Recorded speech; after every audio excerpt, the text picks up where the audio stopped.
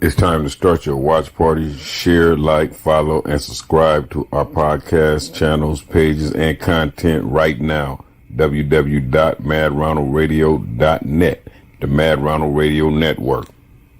www.madronaldradio.net. It's time for the conscious battleground.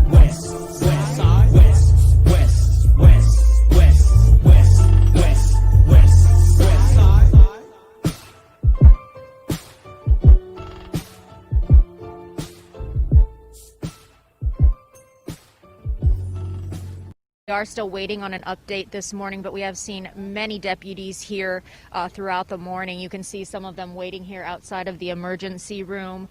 They are still looking for this suspect as well, and we do have video that shows what happened. We'll show that to you now. A man is seen walking towards the officer's SUV, or the deputy's SUV. Investigators tell us it seems the suspect was going to pass them, then turned and fired multiple shots while the two were parked. This was just before 7 o'clock last night. The suspect then ran off. Now, this was near the Blue Line metro station on the 100 block of East Palmer. We're told the deputies were working with the department's Transit Services Bureau. A 24-year-old male deputy and a 31-year-old female deputy were both hit. The deputies were taken here to St. Francis Medical Center and were conscious when they got here. They both did have surgery, and as of the latest, they are both in critical condition. We're told the female deputy is a wife and mother of a 6-year-old son, and both were fairly new to the department, only sworn in 14 months ago. As for the suspect, still on the loose, and there is not a detailed description of him at this time. The sheriff spoke out after last night's shooting. These are real people doing a tough job, and it just shows just the dangers of this job in the blink of an eye. Seen somebody just walk up and just start shooting on them. It pisses me off.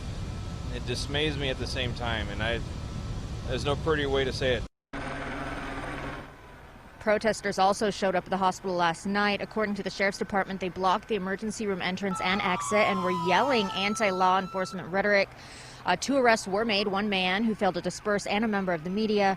She has since been released and said she will make comments later. Now, back here live, obviously a really difficult situation for sheriff deputies, waiting to hear about their fellow deputies out here. They are asking anyone with any information to contact the sheriff's department. The FBI has also asked or said they are willing to help with this investigation if need be. But on that, once again, we are seeing quite a few deputies out here in support. We are still waiting on. All right, y'all, man. Ronald up in this motherfucker. Facebook, Instagram, on internet, madronaldradio.net. Let me see now, madronaldradio.net, Facebook, Instagram, madronaldradio.net, madronald.com, YouTube, Mad Ronald Radio Vision. Wherever I'm at, I'm all up in y'all shit right now. That right there, what I was just showing y'all, that right there was an occurrence that took place over the weekend. 2 sheriff deputies was shot in Compton at the MTA station, at the Willowbrook station. And that's a big deal right now, man. You know what I'm saying? I guess things are getting kind of crazy out here, man. You know what I'm saying? I guess it's getting kind of hectic, man. Shit going kind of buck wild out here, man. You know what I'm saying? At the same time, you know, hey, man, the world is what it is, man. You know, we living in a time of racial injustice. We living in a time of police brutality.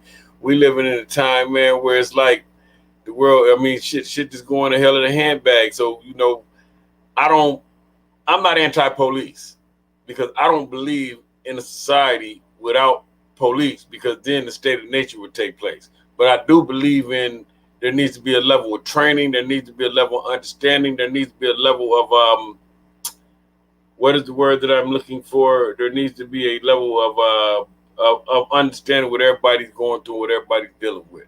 Because of the fact that we could not survive in society without law enforcement, simply because of the fact that we all have relatives, we all have family members, we all have people that are related to us that can't fend for themselves. That goes from the elders to the children.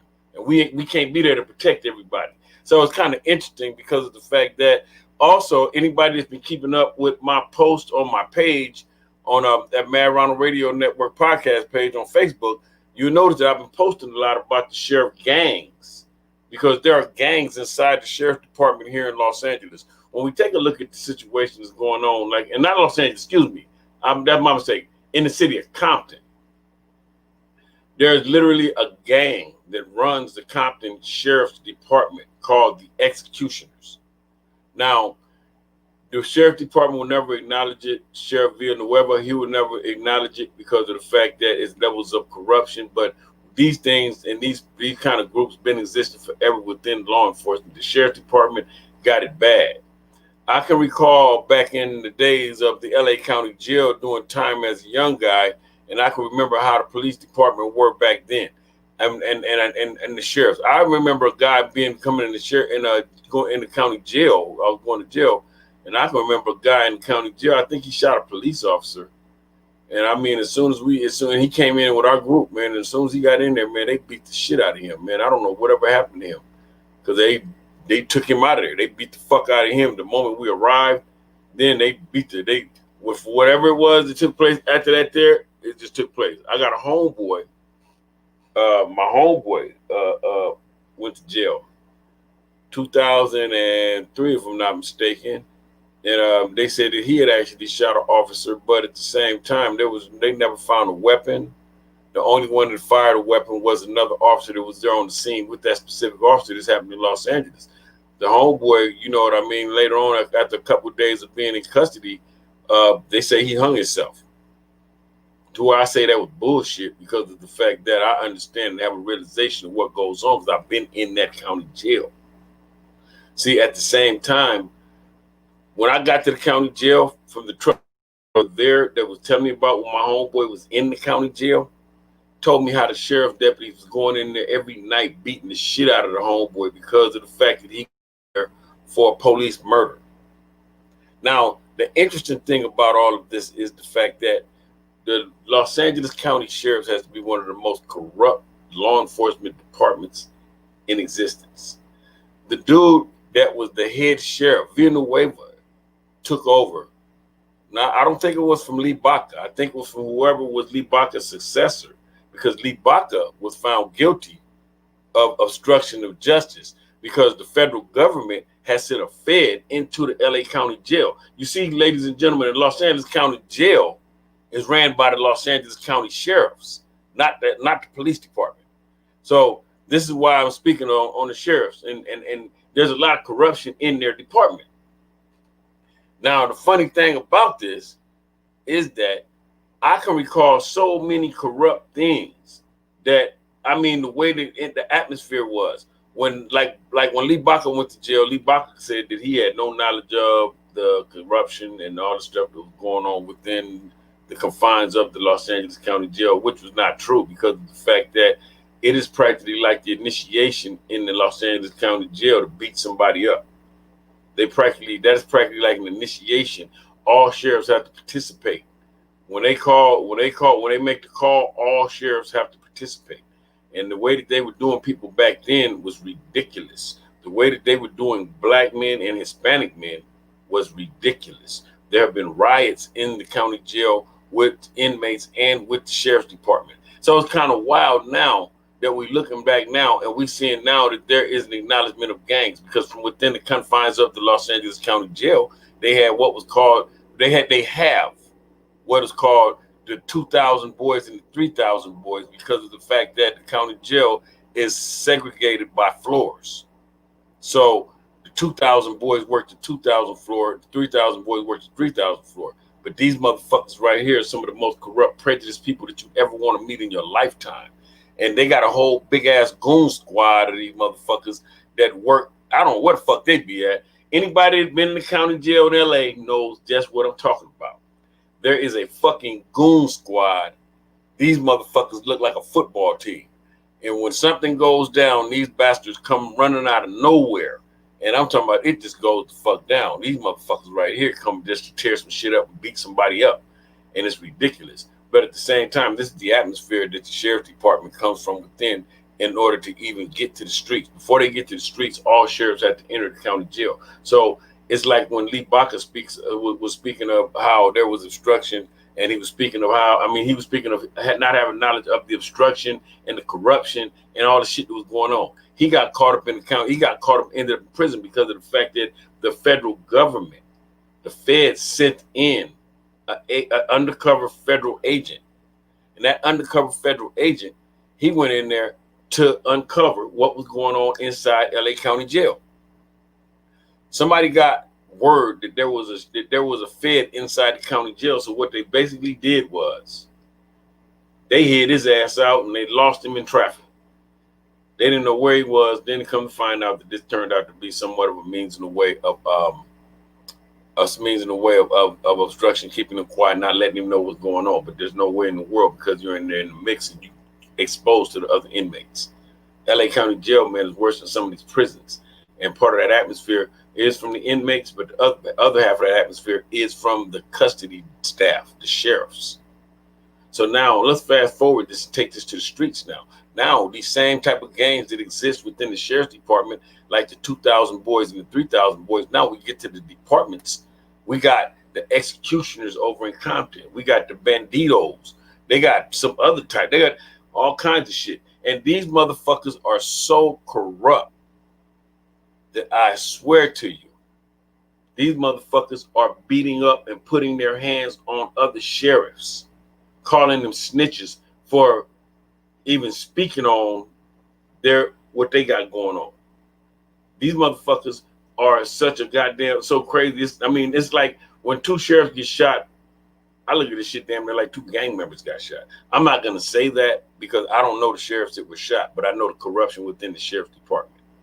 You know, being in Los Angeles, I do know the corruption within the sheriff's department, y'all. You know what I'm saying? I see Teresa Williams said, you must have to sell your soul to the devil to live with yourself when you become part of the sheriff's department.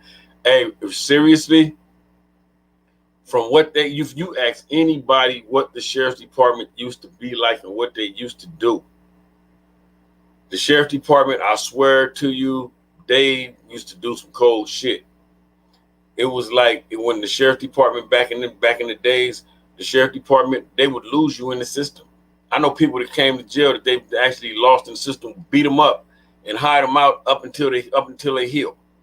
Your ass be somewhere sitting up and eating juke balls and shit. Don't nobody even know your name. You just locked up in the jail. The sheriff's got you just somewhere hid away. I mean, and it's really, really crazy. You know what I'm saying? This whole concept of corrupt policing is crazy.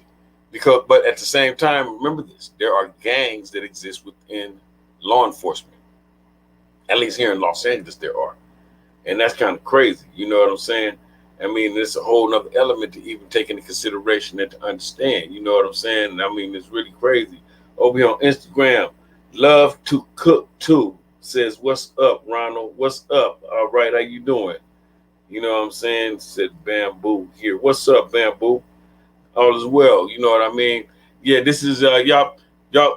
This is when y'all should be starting y'all watch parties. Y'all should be sharing these videos. Y'all should be sharing this information with your friends. Y'all should be literally letting people know that right now, this is what's the real shit coming through, because of the fact that I ain't gonna tell y'all no bullshit. I've been trying to keep up with what the latest shit is that's going on, because of the fact that one thing about it is that if we watch the news, we get a lot of debriefed information, but we don't get the perspective of the people that come from the streets. I myself personally, I try to always be somewhat genuine. I haven't been doing a lot of podcasting lately. I haven't been going live a lot lately. I've been busy as ever, and I run a lot. You know what I'm saying? My business be like, wow, you know, but at the same time, you know what I'm saying? Hey, I'm here when I can be here. You know what I'm saying? And like I say, that's the big deal right now. You know, the two sheriffs that got hit. And it's just crazy because of the fact that they got the video and everything. That's what I was showing y'all over here on Facebook in the beginning. I was showing y'all that the Facebook was crazy. You know what I'm saying? Never have I expect you to never feed the BS. Now, you know that's not my deal. You know what I'm saying? You know I try to keep it 100. You know what I'm saying? But it's crazy because of the fact that when we look at the concepts, we look at the police department and what's been going on. I've been putting posts up regarding the sheriff's department. Like when they shot the boy, I can't think of his name, the young Hispanic man they shot in the back in Gardena, right? Man, I can't think of his name. Somebody posted his name up. The guy who just killed recently in Gardena by the sheriff's department. because the thing about this was that they killed this young dude in Gardena. The sheriff's department said he had a gun. They shot him in the back. They murdered him.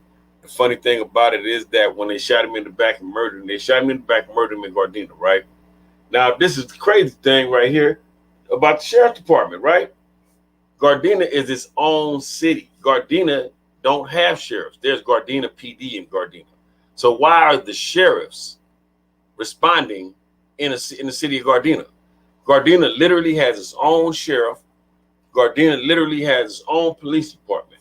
Gardena has its own municipalities. So if something takes place and you call the police in Gardena, the Gardena Police Department is going to come. There's no understanding of how in the world or why is the department, the sheriff department responding. No, it wasn't. Okay, love to cook too. No, it's not Kenneth Ross. It was a young Hispanic guy that was killed. I can't think of the name right off the top of my head.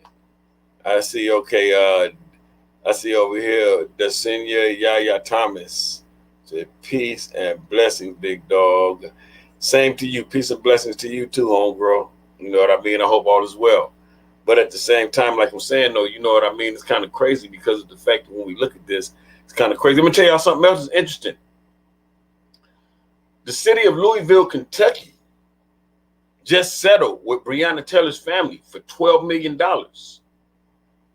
You know that's when they did the botched no-knock warrant. When they came through the door with a no-knock warrant, when her boyfriend heard somebody coming through the door and opened fire. Now, when he opened fire, the police department opened fire in return. Now, when the police department opens fire, they shoot her 8 times in her bed. I think she was asleep when they killed her. You know what I'm saying? That's crazy. Andres Guardado. That's the young man that was killed in Gardena. That's him. That's what I'm talking about. He was shot in the back Andres Guardado. That's what I'm talking about. He was shot in the back by the Los Angeles County Sheriffs. That's exactly who I'm talking about. But he was shot in the back by the Los Angeles County Sheriffs in the city of Gardena, which don't make no sense because Gardena got a police department and that's outside the sheriff's jurisdiction. But this is the thing about the sheriff's department. Like I say, they have these gangs within the sheriff's department and they get fully patched in by shooting people. Just think about this here. You got a law enforcement group with a name like the Executioners. What do you think they do? You see what I'm saying? You got a law enforcement group, a gang within law enforcement, and their name is the Executioners. What do you think it is that they do? You see what I'm saying? And they got many prospects within the sheriff's department, guys that ain't even full patch. But at the same time, these guys are willing to do anything to be recognized. It's the same as with any other gang. So when these guys kill somebody, that the sheriffs, they literally have parties. I mean, it's so crazy to even take into consideration and think about. But I'm talking about, it sounds funny because it sounds like we're talking about, to me, like I'm talking about another gang. I'm talking about, you know what I'm saying, some Bloods or some Crips or some Serenos or something like that there. But I'm talking about the motherfucking sheriff's department. That's crazy as ever to even take into consideration and think about. But they say that the executioners, part of their ritual is to shoot somebody. I heard that that's how you become like a full patch member. If you guys go to the Mad Ronald Radio Network podcast page on Facebook, you will see that I have been posting quite a bit of information regarding the executioners, the banditos, and all these other gangs that exist within the sheriff's department. Because they got rules and regulations to these gangs that within the sheriff's department. Some of them no black members, some of them no women. You know what I mean? It's crazy because of the fact that you just take into consideration what is it that they really, really think they got. You know what I mean? So just like Crash back in the days, they're a gang. Yeah, Crash. They dismantled Crash. Crash was community resources against street hoodlums. Crash was the gang unit, but what Crash did was Crash adopted the means and ways of the gangs themselves. Crash officers started getting tattoos. Crash officers started damn near doing everything like the gangs did. And the funny thing about the crash unit was the fact that the crash unit, they were so corrupted, they was out stealing drugs and everything else. I've had the crash unit take drugs off of me. I had the police, I've literally had the crash unit catch me with like a quarter ounce of crack, take me to the police station, take my drugs, and kick me out the back door. You see what I'm saying? And that's just the way that it was. I remember them days, and I remember things being like that there. So you know what I mean? We have to take into consideration the fact that there's corruption within the police department, heavy. And they talk about how, you know, things that they do and how humane. They talk about the choke.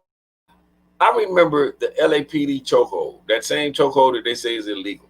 The first time I ever had an experience like that, I think I was 12 years old. I was with some of the homies, some of the older homeboys, and we were at a party.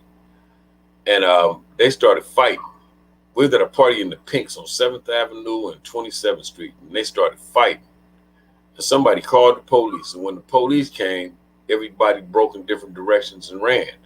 And what I did was I walked out onto 7th Avenue. Now, remind you, I'm 12 years old. I'm walking down 7th Avenue. I'm leaving. I didn't even run. I walked out on 7th Avenue. I'm trying to get up the hill to Adams. You know what I mean? Just acting like I don't even know what's going on. The white sheriff jumped out the car. I mean, not sheriff, excuse me. Los Angeles Police Department. This was early in the inception of the crash. LAPD officer jumps out the car, runs up to me, tackles me, puts me in the chokehold. Literally put me in the chokehold. I'm 12 years old. Choking me out, right? At this point in time, I'm damn near out. And I'm trying to say I can't breathe, right? So when he lets me go, but he's hollering to his partner, I got one of the niggers right here. This is the way the LAPD talked under the Daryl Gates regime. See, right now we live in the times of police reform, but there wasn't always police reform within the police department because of the fact that we got to have an understanding of where these police came from. These police don't live in our communities. These police got backgrounds too. So you know what I'm saying? Just because you never got caught don't mean you never committed a crime. Some of these motherfuckers became bigger criminals than anybody else. Look at Rafael Perez for a great example. Look at David Mack. You know what I'm saying? I heard David Mack robbed the bank on in USC on McClintock and Jefferson. And they said David Mack went to jail and started claiming Paru. You know what I mean? Just because you didn't get caught don't mean you ain't never been a criminal. You see what I'm saying? Some people just slip through the cracks. So the thing about it is that we got to have an understanding of what it is that we're dealing with when it comes to dealing with and delegating with law enforcement itself. At the same time, like I said before, I'm not anti-police. So being the means and being the way that I am, I believe in the state of nature. And I believe if the civil system was to break down, that it will be an all-out free-for-all. It will be like the purge. People will be taking whatever they could take just because they could take it. Whatever anyone has, everyone else has a right to. Only the strong will survive. We all have relatives. We all have from the elders to the youngins that need to be protected. We can't be there to protect everybody. I'm against corrupt policing. That's what I'm against. I'm against the officers that actually are out there doing wrong, taking advantage of people, beating motherfuckers up. I've been in the street so long that I've been a victim of all this shit here. I've been beat up by the police. I've been called niggas by the police. I didn't had the police do so much to me that I have a great understanding of how the situation works and what the situation is. But at the same time, we have to take into consideration understanding that these people talk about abolishing the police department. We could never live in a society without police, because of the fact that someone does have to maintain civility and order. You know, the world that we live in is not a just world. And the reality of that is that there are predators among us of all sorts. So if you take away, that's like saying that if you look at the people in the community and do an assessment, and you said we want to abolish the police department, what you have to assess first and foremost, you got to go home and look at your family and see, is everybody ready to fight? Because that's what it's going to come to. Then at the same time, you got to look at your neighbors and your relatives, because we got elders, we got babies, we got We got some motherfuckers that, and like I say, you know what I mean? I've been in state penitentiaries and I've been around some of the most predatory motherfuckers in the world. And if I have not realized anything, that there is a need for civil law among us. You see what I'm saying? And there is that great need. You know what I mean? Not myself personally, like I say, you know what I mean? All police ain't bad, but we got some of them motherfuckers that need whatever it is they get. You see what I'm saying? We live in a society right now where we're looking at the world for what it is and we're trying to figure it out. People are in the street protesting. People are in the street, you know what I'm saying, out doing whatever they do. Whatever they do. I mean, we all find our spaces and our positions in this, and we find a means and a way to be heard. I find that, like myself, I remember when Trayvon Martin died, and I remember looking up and going to the Black Lives Matter meetings. Then I realized that wasn't for me. I realized Black Lives Matter wasn't my thing. And my realization with Black Lives Matter simply was because of the fact that when I started going to the meetings, there was a lot of LGBT in there, and you know what I mean, things like that there, which I'm not knocking nobody, but it's not my thing. I'm a blood. And I come to the realization that I'm a part of one of the greatest, biggest movements, one of the most powerful movements. The only thing about it is that there's a need for direction, guidance, and there is the need for somewhat of a level of education and understanding. Because as a blood, I can recall when I go back in history to when I was young growing up, that our the ethics that we were taught were damn near somewhat of what was passed down from like the Panther Party. And you know what I'm saying? Protect your community, protect the people in your community. Don't victimize people in the community. Don't rob and steal the people from the people in the community. Don't allow nobody else to do these things to the people in the community. Don't allow no outsiders to come in your community and victimize the people in the community and do shit. See, these were things that we were taught. You see what I'm saying? And the funny thing about it, as we grow and as we go, we look at the world for what the world is, and then we have to have an evaluation of where we're at now. The numbers within there are Bloods and Crips in every state, Crips all across the United States. There are Bloods and Crips all around the world. Think about if there was an organized effort to the point to where we ourselves came to the point to build and create on a level of not being so corrupt and not being so destructive, but yet to be productive and to be constructive. See, if we could ever come to those terms and those means and those ways, then we would have a means and a way to stand up and be that Black vanguard that is needed for our people, because we're already embedded in the communities. See, we look at things like Black Lives Matter. Black Lives Matter is an external, it's an external movement. When I say external, I mean that it's a movement that stands for, on a national level, is for they're against racial injustice, they're against police brutality and all kind of things like that. They grab the eye of the media. But at the same time, if we take into consideration to understand where it is and what we're thinking about, what we're looking at and what we're trying to accomplish within our own communities, first and foremost, we ourselves in these communities, we need to be in these communities doing what we need to do to improve and enhance the quality of life for our people. Because of the fact that no matter what, the police gonna keep on killing us, because that's what we call when we put each other in jail. It's a funny thing that everybody says fuck the police and all this here, but 90% of these motherfuckers are silent, fuck the police. Talk to the police. You got motherfuckers that are saying fuck the police, I hope they die and all this shit here. But 90% of the motherfuckers that are saying this, these motherfuckers got handlers in the police department. How can you be, and it's funny because people got to watch what they say and who they say it around. I'm going to tell y'all that right now. And I'm going to be real with you. You have to understand something right now. The where we're at in the world right now, you can go to jail for conspiracy just for saying the wrong things regarding the government, because you got groups out there like Antifa. You got a shit like ACAB. ACAB means all cops are bastards. You'll see that whenever there's a demonstration, these guys are anti-law enforcement. But these people here are also the people that, how do I say? They're also the people that would be involved in disrupting law enforcement itself. You see what I'm saying? Okay, Love Cook too said, my OGO, man, Ronald Beasley, I will catch you later and keep my eyes on it all. You raised my generation well. Peace, blood. For sure, homie. Same to you, homie. Peace, homies. Hey, 20 minutes, homie. Be safe. But like I'm saying to you guys, the thing about it is that you got groups like this that are actually out here taking them seriously, because these motherfuckers will go to the extreme for what they believe.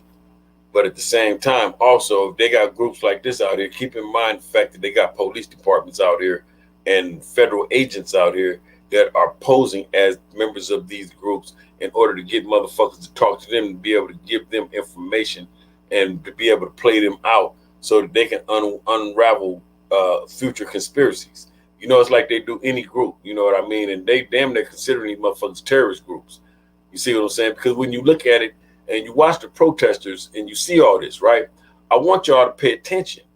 The fucking protesters don't come out of our communities. These aren't our people that's protesting. Them motherfuckers are white. See what I'm saying? Los Angeles. These motherfuckers out in the streets of LA fighting with the sheriffs and all kind of other shit. The majority of the motherfuckers are white. You come to South Central LA, you know motherfucking well, it ain't that many motherfucking activated white people here. These motherfuckers are coming from places like Oregon, Washington, other places like that there. But these are real hardcore terrorists. I remember I lived in Oregon, and I've been exposed to some of these people. And I've listened to them. I listen to the rhetoric. I have a great understanding of what it is that they say, what they're about. But at the same time, the point I'm making to you is that you guys have to have an understanding of the fact that sometimes the rhetoric we use, because we speak out loud, but you don't understand speaking out loud sometimes can land you in the cell because you might say the wrong things in public. Everybody around you can't trust, because some of these motherfuckers right now, the police have been gunned down. The police have been shot. The police have damn near died. Motherfucker mercilessly shot them and shot 2 police in the head. Let me tell y'all something right now to keep in mind and understand. On a nationwide level right now, these motherfuckers are sitting up and they want to hear what's going on. They activating all these snitches and all the informants and any and everybody that they got on the motherfucking payroll, anybody they got something on, any and everybody that the motherfuckers know that they can use because of the fact that they got to have ears in the streets. See what I'm saying? And there's plenty of motherfuckers in the streets fucking up doing dumbass shit to the point to where they want to have access to them. So we ourselves have to have an understanding of this here. The bad thing about all this is that when we look at it, we can't trust our fucking own people. That's the bad thing. You know what I mean? And I say that because of the fact that we got to be careful of the rhetoric. We got to be careful of that. You can say the wrong thing and fuck around and end up in a federal prison. See, remember this. Don't forget that. Motherfuckers talk about killing law enforcement and all that there. If that's your feelings, you better keep that shit to your motherfucking self, because you can land in a federal prison if you speak that in public. Put that in the wrong motherfucker's ear, and they'll have your ass sitting up in motherfucking in motherfucking Terminal Island somewhere. They'll have you as a terrorist. See, right now domestic terrorism is at an all-time high. You see, they're already talking about the white supremacist groups are domestic terrorists. Imagine black people right now. Imagine right now the platform for that would be 2 officers being shot, you know, by unidentified men from wherever else for whatever reason. You see what I'm saying? And it's kind of crazy. You know what I'm saying? Tatman Mello said, "We need more OGs like you. We know like you, big dog. These other dudes motivate the youngsters to nonsense." Well, my thing, homie, is the fact that we got to have an understanding of what it takes in order to empower ourselves. That's my thing. It's not so much about my motivation. It's about my level of empowerment, man. I would prefer. I got kids, homie. I got kids. So I have a commitment to have an understanding of the fact that for everybody that ever went down and took the fall and went to prison, died or whatever, if they left their kids in the streets, and what do they got to look up to? It's the same type of situation if it was me in that position and I left my kids in the street. I want, if they have access to one of my homeboys that I grew up with, I would want them to educate them and give them the proper knowledge and information rather than guiding them to wherever the fuck I'm at, just keeping me from being there to be able to be the one giving them the information. So I got to have an understanding of what it takes in order to be able to be here and live, and I got to be able to share that. You see what I'm saying? Crazy Reese for life said, "What's up, homie? I love you, blood." Hey, what's up, Crazy? I love you too, homie. Hey, much love, man. Dove love and respect to you, man. You know that, homie. You my childhood homeboy. You know that. You know that.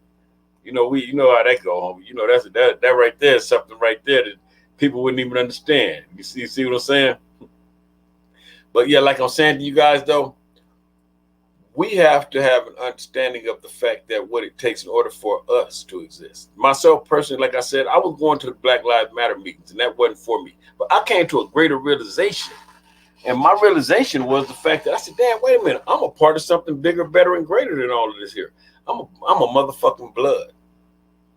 The only thing about this is that we do not have the right people sharing the right information, educating and empowering our people. Because of the fact that this is the thing about this. If you was a blood, then you were educated already on what it took in order to protect. You're already educated on, you know what I'm saying, the rules and regulations of how you deal with your people. You know, you are already given a doctrine of understanding of ethics and morals when it deals with people. You know, of dealing with people. You see what I'm saying? Because of the fact that it wasn't about us doing wrong to our own. Never. In our communities, this is the funny thing about us growing up, right? And I'm going to share something with y'all about growing up and when we were kids growing up. We were bloods growing up in the community. We were never a threat to the community. We were always looked upon as damn near saviors of the community because of the fact that we ourselves were the people that actually looked out for the people in the community. See, the one thing you got to remember is, if you was a blood coming up when I was growing up, we all lived up the street, down the street, around the corner, up the block. We all lived around each other. So that means that everybody didn't gangbang. We all related to civilians. But by the same token, by everybody being related to civilians, that also meant that we had to look out for these civilians because this was our family, because this might be the homeboy's family. So we looked out not only for them, we had to look out for everybody. It wasn't about us victimizing. It was about us protecting. That's why the gang violence got so bad, because of the fact that we believe so much in protecting our community that when anybody came into the community and they came there to exploit and they came there to victimize, we were there to get ass out of there and send them back to where they came from and getting their ass on behalf of the community. We made it so that the civilians didn't have to get involved. You see what I'm saying? Crazy Reese said it was about protecting your neighborhood. That's what you're Crazy, you know just what I'm talking about, homie. That's just what I'm saying. It was all about protecting the neighborhood, homie. And see where I'm at right now, I look at the world on a grassroots effort to the extent to where we need to be in their spaces again, because of the fact that we have to have an understanding that there's a need for another tier of this. When I say another tier, I mean that as we become grown, as we become men, as we become whatever we become in this, and we evolve, that means that we got to take into consideration what it takes for us to survive. We have to empower ourselves to the extent to where we need to know what we need to be doing. Motherfuckers need to be voting. In order to control your community, you got to control the politicians in your community, because they control the politics in the community. You want to control the police in your community, control the politicians, because they control the police. To control the politicians, you got to vote. You see what I'm saying? In order to be a person of power in the community, you have to have some equity in your community. In order to gain equity in your community, your ass got to be there worth something, doing something. If you don't own no real estate, you better be there doing something worthwhile, because the community can push you the fuck out. You see what I'm saying? The reality of this is that we ourselves have to have an understanding of what we need to do in order to get to where we need to be. First thing we need to do is we need to stop feeding these youngsters the bullshit that's going to kill them and send them to prison. That's what we need to start doing first. We need to stop exploiting their minds and their imaginations and giving them bullshit. It's enough that we turn on television and these motherfuckers are making all these weird ass movies, you know what I'm saying, trying to portray gang life. At the same time, we turn on the music. These motherfuckers are making music and they're trying to exploit and portray the gang life. The funny thing about all this, they making these movies and these musics about motherfuckers like me. because we didn't have music. We had to create these personas when we were growing up. You see what I'm saying? Brenda Lewis said, I am a felon. I vote. I vote too. When I got off parole, people don't know. This is what people don't know about voting. Just because you go to prison doesn't mean that you don't have the right to vote. You don't have the right to vote as long as you are on parole or probation. So when you get off parole or probation, you can vote. And that's very important in all of our communities. We got to be having an understanding. We need to be shaping, grooming, and conditioning our young people to be in position to be the next mayor, councilman, even if he can be a motherfucking field deputy, be up in the councilman's office. We need this because we need people that are on the inside. We don't need motherfuckers in jail. We need these motherfuckers somewhere in the administration, somewhere in the city. Love Being Bree says, hello. Hey, how you doing, Bree? Hello, how are you this evening? You know what I'm saying? And I mean, and I'm being realistic with y'all. You know what I'm saying? We have to have an understanding of what it is that we need to be to accomplish what we need to do. You see what I'm saying? Then it's a lot to it. It's a whole lot to it. You know, like I say, man, it's a lot. You know what I mean? Don't forget, y'all, when this is over, I want y'all to share this video because you know the video gonna go up on Instagram. It's gonna go up on at Mad_Ronald_Rolling on my IG live. I mean my IGTV. At the same time, it's gonna go up on Mad Ronald Rolling over on Facebook. It's gonna go up on my Rolando page on Facebook. It's gonna go on the Mad Ronald Radio Network podcast page, and it's gonna be on the bloodsandcrips.net podcast page on Facebook too. Y'all share this shit. Y'all, you know what I'm saying? Y'all put that information out there simply because of the fact that it's very important. Because if people are not putting out the right information, I listen to podcasts. I don't have a big following. And the reason I don't have a big following is simply because of the fact that the things that I talk about, I don't talk about stupid shit. I'm not willing to get on live and get into the coonery and the buffoonery. I'm not willing to make an ass out of myself. I'm not willing to talk down on the next black person. I'm not willing to get on here and make proclamations and have some kind of weird ass beefs with motherfuckers I've never met before. Street motherfuckers. If we have beef, we know the motherfuckers we got beef with. And if we got beef, that shit don't last too long. So therefore, my following is kind of short. You know what I'm saying? This is Lil Ace Capone. Lil Ace Capone, what's up, homie? You know what I'm saying? My following is not very much, but at the same time, for the level of information, the quality of the information, I always learned it's not about quantity, it's about quality. We got to take into consideration that. You know what I mean? Crazy Reed said a lot of shit we didn't realize until we got older and looked back in hindsight, and then we started seeing the bigger picture. That's right, homie. Hey, Crazy. It's like this, homie. We never thought we would live to be as old as we are, so we never thought we would be affected by the things that we're affected by. By the same token, we never thought that we would have kids that would be affected by the shit that we're affected by. See, you know what I mean? And that's the thing about it. We got grown ass kids. Shit, my son is 30 years old, man. I got grandkids. You know what I'm saying? I look at the world, man, from a whole nother perspective now because of the fact that I look at the damage that was done in the past, and I got to take a real great evaluation of it because of the fact that I understand the part that I played and all that, but I would not want the reciprocation of that to be something that would come back on one of my kids.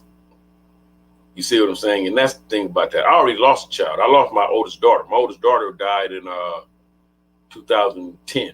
She would have been 32 right now. And I have a great understanding of the fact that what the world is like and what we need to do in this world in order to make the world right. Place. But we can do our best in order to make the world civil. You see what I'm saying?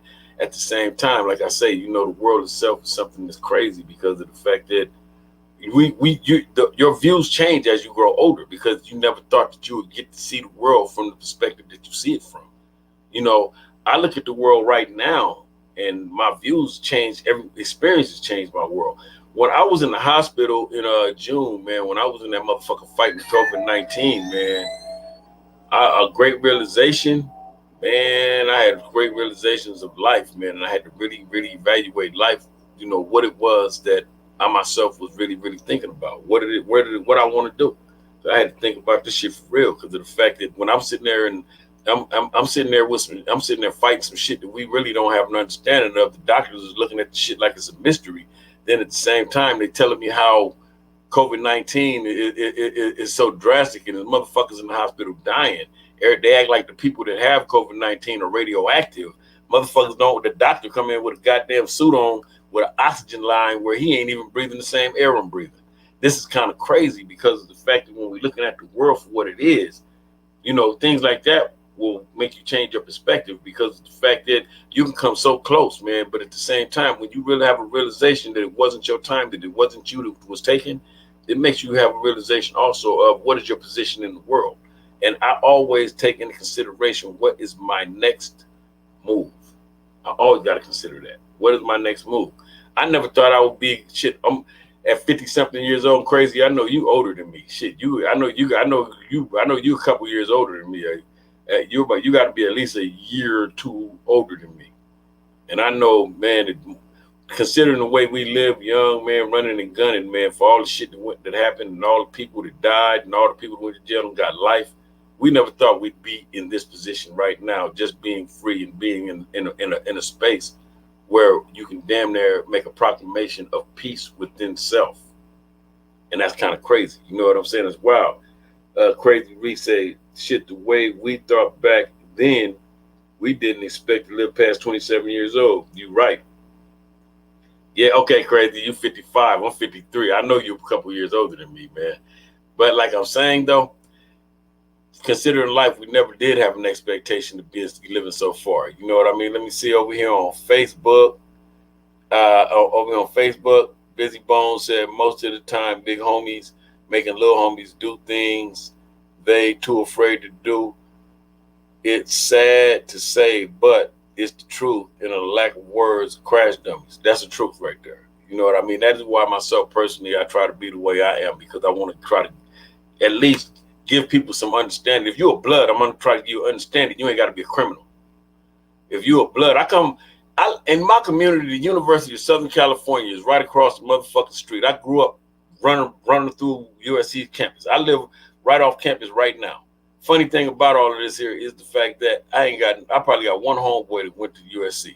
I said, we are busy beating down the doors to get into the institutions of incarceration, but we ourselves are not doing shit to get into the institutions of education. And that's where we need to be. We need to have our people in the administration and the government. We need to have our people somewhere. We need to have motherfuckers in the real estate field because it's hard as a motherfucker for a black man to acquire real estate. So we need somebody on the inside that can make sure that we can get access to what we need just to be able to acquire a piece of land and to have some equity in the community. See what I'm saying? Brenda Lewis said, my oldest son is 49. I'm 63. I would like for mine to wise up and step into their power as black men. It takes time for them to have an understanding, but at the same time, as black men, we're up against so many circumstances that we have to just damn near get through the day, let alone get into wherever we want to be. And it's kind of crazy because the shit that we up against is so crazy because we don't know what tomorrow holds. I remember not knowing what the fuck tomorrow will be. Will I make it? So I say it like that because we have to understand this. We got so many obstacles. I don't give a fuck what the world has got going on. Black men got to get through just the obstacle of being black and what the world is going through. I remember I was telling somebody, talking to some white friends, and I said, they talking about problems. I had to ask motherfucker, have you ever been afraid for your life? Have you ever had to worry for your life? Have you ever had to grab a pistol just to walk to the store? Have you ever had to take a gun with you just to go to, say, take your kids to the park or something? Sit on the front porch. They couldn't understand what I was talking about. I said, have you ever, when last time you been to a funeral? They talking about like their grandparents and shit. I'm telling motherfuckers, I've been to over 200 funerals, maybe 300 funerals. I'm telling motherfuckers that I grew up in an environment where we feared for our life every motherfucking day because people were dying. So to have an understanding of that, to have an understanding of these things separate us in society. You know what I mean? Funny thing, I was sitting up listening to the news and listening to Donald Trump talk about a vaccine by the election day. If they came up with a vaccine, I wouldn't even suggest nobody even fuck with it. If they rush some shit like that there, that means it's gonna be all kinds of side effects. Dr. Anthony Fauci said that it would take probably election day, damn near 2024, I think it was, some shit like that, because they would have to test it and make sure that it's right. And like I say, you know what I'm saying? It's like the things in the world, man, you know what I mean? We can't buy into this bullshit and we can't drink the Kool-Aid, man, because of the fact that they talk about don't wear masks and motherfuckers are still getting sick. Put your motherfucking mask on. And I'm gonna be realistic with y'all, you know what I mean? And like I said to y'all before, y'all know y'all catch the podcast, Mad Ronald Radio Network podcast page on Facebook, MadRonaldRadio.net on the internet. You can catch me at MadRonald.com, BloodsandCrips.net, Facebook. You can catch me at Mad Ronald Rolling, Instagram Mad_Ronald_Rolling, YouTube Mad Ronald Radio Vision. So y'all make sure that y'all check out all that there, share, like, support, all that shit. You know what I'm saying? And you know, when this is over, y'all start y'all watch parties. Make sure that y'all share the information with your friends. Crazy Reese said we drove down all dead end streets, so there's no reason for our younger homies to even hit them same streets. But that's only if they're willing to listen. That's right. One thing I can say, man, and I'm fortunate, and I'm still here. I'm not out in the streets every day. I'm not out there fucking with everybody every day. I'm in my own space, but unfortunately, I'm still able and capable of speaking to the young homies. I go to the neighborhood. I do have a relationship with the young homies. You know what I mean? I'm still recognized and respected in the neighborhood by the young homies. At the same time, I've learned something. If I'm going to speak to a young homie, I'm also going to provide a resource so that way, that young homie, when I'm talking, I'm able to come to him and provide him with whatever it is that he might need in order to get him through the situation that he might have to live through at that moment. Because of the fact that I done had young homies come to me and they might have real grown-up problems. They might have grown-up problems like housing. I might not be able to give you a house, but I might be able to provide you with the motherfucking somebody at the shelter that can get you a bed. You see what I'm saying? At the same time, you know what I mean? They might come to me and tell me some shit like they might need food or something like that there. I might be able to turn where they can go get a food bag or something. You know, I might not be able to do a lot, but I might be able to do enough, just enough to keep you from going out doing the wrong thing in order to be able to fulfill your obligation as a man to your family.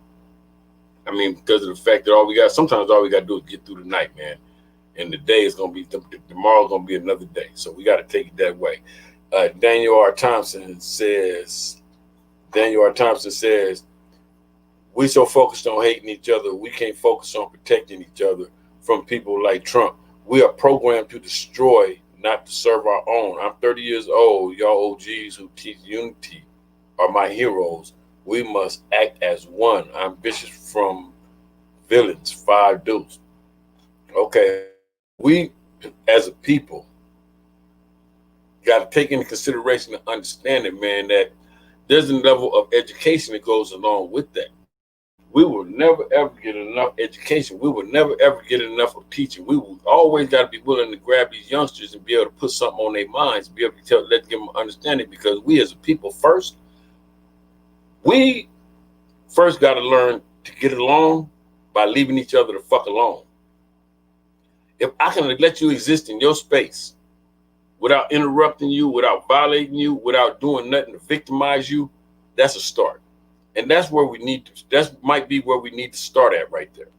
From there, then the education, there's room for the education to be implemented and put into this. But at the same time, there's other things that might need to be put in. You might need to add resources to that. I worked for the mayor's office of gang reduction and youth development for 3 years. I worked for GRID. When I was working for GRID, and I'm working in the room. I'm in the room. I'm working with I'm in the representative from the Rolling 20s. I'm in here with the Harlems. I'm in here with the 40s. And what we were doing was that not only did we maintain a level of peace among our communities as far as not agitating, antagonizing, or shooting or hurting nobody. Whatever resources we came across, we made available to everybody. If there was a job resource, then we're not only going to say the 20s going to come. If I got access to that resource, I'm not only going to bring the 20s into the room. I'm going to go to my coworkers and I'm going to say, hey, homie, check this out, man. It's a job fair over here. So now when we meet up, we might meet up at the job fair. I got my people with me. I'm letting them know this is where these guys are from. Everybody else is doing the same. But what's going to happen is when you take down all those barriers, when you take out all those boundaries, all these dudes are going to be the same, but they're going to have the same common needs. See, the first level of dealing with people is to have an understanding of what their common needs are. Tell y'all, if you ever want to have a greater understanding of people, look up this book. It's called Maslow's Hierarchy of Needs, and there's a pyramid. And that pyramid, it shows what the typical needs of every human being is. And if you have an understanding of what the needs of people are, then you can have an understanding of the perspective of understanding exactly what people need. Once you understand what they need, now you can come to them and you can provide a need. That means that you just took this person and put him in a certain space where you can show instead of just talking. When you go to a community, like when we share food, we get food bags. Food bags, I had where, they give away food bags at King Park on 39th and Western. I have my coworkers from Harlem Crip would come and bring me food bags to give away in the 20s. They would bring me like 30 or 40 bags of food to give away in the 20s, right? What this did was that by sharing this resource, it was something to have an understanding of a need that was needed and necessary, not only in one space, but in all spaces, because food is the greatest need. But when I'm giving food away and I'm homies is talking to me and they're appreciative of it, because I might go knock on the door and mama answer the door and mama invite me in the house. And when I go in the house and talk to mama and the homeboy sitting right there and the homeboy is appreciative because I just looked out for his family and just, you know what I mean, gave him like a 40, 50 pound food bag where he can feed his, where now mama got food maybe for the rest of the week. Only thing wouldn't be in the bag is meat, because meat spoils. But the funny thing about this is that when I'm doing this and people are saying to me, I appreciate you, thank you, you know what I'm saying, and all this here, I'm saying, all right, homie, you know what I'm saying, da-da-da-da. Oh yeah, by the way, I got that bag of food from my homeboy from Harlem Crip. You see what I'm saying? Ain't nobody turning nothing down, ain't nobody giving nothing back. Everybody's appreciative because of the fact that this right here is something that's going to be something that you can feed your family with. It takes a whole lot. See, we got to understand being men. The responsibilities of a man. First, you take care of yourself. Then you take care of your family. Then you take care of your environment and your community. You see what I'm saying? And sometimes your environment is going to expand. It's going to be bigger than what you can even imagine because you don't have a realization of how big that environment can be. But at the same time, like I say, you know, have an understanding of the fact that what exists and what we're living through. Because of the fact that the thing that I look at right now is that you got motherfuckers out here gangbanging where you can buy a goddamn damn near buy a gangbanging for dummies book. You can turn on a motherfucking YouTube video and learn how to do the blood walk or the crip walk. You can take a motherfucking listen to some rap music and learn the lingo. You know how we talk. You know what I'm saying? When we talk, where do the B's go? When the Crips talk, where do the C's go? You see what I'm saying? You can go watch a movie like Menace to Society or Boys in the Hood, you know, and you can see how motherfuckers walk. You know, you can learn all of this here from a commercialized industry that's been exploited because of the fact that when we were young, we had to create these characters. But at the same time, this same commercialized industry that's been exploited has been exploited by others outside of those that are black. So we got to have an understanding of what we need to do as a people, as a black people. You see what I'm saying? As a black people, we ourselves got to take an understanding that first and foremost, those negative stereotypes is what we got to get away from. We got to build that next tier of this. We got to start educating our people on buying real estate. We got to educate motherfuckers simply on how to get bank accounts. We got to educate motherfuckers on what do you need to be doing. If you're in the hood, you're on a corner, you're 30 years old, maybe your ass need to be the fuck somewhere else. Maybe you need to be in a classroom learning something. Learning, even if you might need to be in a parent class, learn how to be a fucking father or something. You know, they say the black father is not in the house, but it's crazy. You know what I'm saying? But like I say, Crazy Reese, for life's sake, can you imagine if we had these conversations when we were coming up? Man, I wish my brain was what it is now when we were coming up, man. We would have fucked around and been God. There's no telling, man. You know what I mean? We grew up, man, but we grew up in a time when we shaped the landscape of the environment. We shaped the shit. We were here when so much of this happened that we witnessed this shit firsthand. See, people right now, what they're doing is that they're trying to capture the history of it all, but we were there. Some of this history we created. So that makes a big difference. You know what I'm saying? And okay, Daniel R. Thomas over here on Facebook said, first you take care of yourself, then you take care of your family, then you take care of your environment and your hood. Right, exactly. And that is the principles right there, because as a man, you know, these are the things that you got to deal with on a daily basis. But you're gonna start internally, and then it's gonna become external. That is why it comes from self to the community and to the environment or the hood, whatever you want to say, however you want to put it. You know what I mean? Brenda Lewis said, when I was young and crazy, a Crip couldn't give me shit. I was hungry one day, and guess who fed me? Who fed me on Brim? I ate that food. Mindset has changed since I no longer bang. The mindset is going to change because of the evolution of the mind itself. The mind grows. So we are going to be that way. It was a time when I was like that too. I say this, you know what I mean? I tell everybody this always. Something about me. I've been a fucking gang member since I was a fucking kid, since I was 8 years old. I'm 53 years old. I always tell people I was never initiated. I was indoctrinated. Gang banging was my religion. It was the shit that I believed. It was the shit that I felt. To me, the streets was my church. So you understand what I'm saying? When I got together with the homeboys on the corner in the park, on my front porch, wherever we were at, that was my congregation. So it's the difference. Instagram's finna go off. All right, y'all. I want y'all Instagram. Check this video out on IGTV. Share it with your friends. Don't forget MadRonaldRadio.net, Mad Ronald Radio Network podcast. Y'all be safe. And you know what I mean? I'll holler at y'all later. All right, Instagram. I'm gonna tune y'all back in a second. But back to what I was saying though, over here on Facebook.